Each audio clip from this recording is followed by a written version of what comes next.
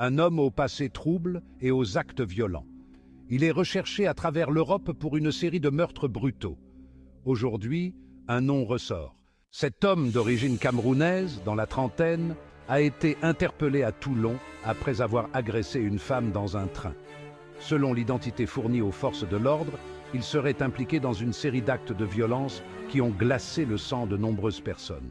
Retour en arrière, dans la nuit du 4 au 5 novembre à Rotterdam.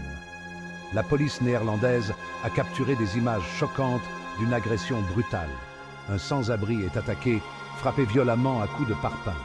La victime, laissée pour morte, lutte aujourd'hui pour survivre, toujours dans le coma, une semaine plus tard. Les similitudes sont frappantes avec un autre crime commis peu de temps après en France. Un autre sans-abri d'origine moldave subit le même sort tragique, cette fois-ci mortellement touché par le même mode opératoire. Les autorités françaises étaient déjà sur ses traces, avec un mandat d'arrêt pour tentative de meurtre et meurtre émis par le tribunal judiciaire d'Évry. Ce même homme serait également lié à 3 autres tentatives de meurtre dans les villes d'Évry, Strasbourg et Dijon.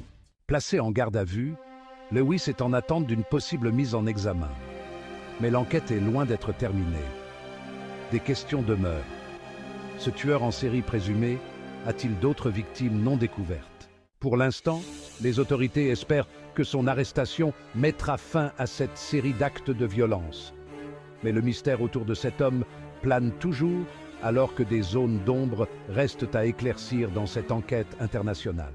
Si vous voulez suivre l'évolution de cette affaire et d'autres cas similaires, abonnez-vous et activez les notifications.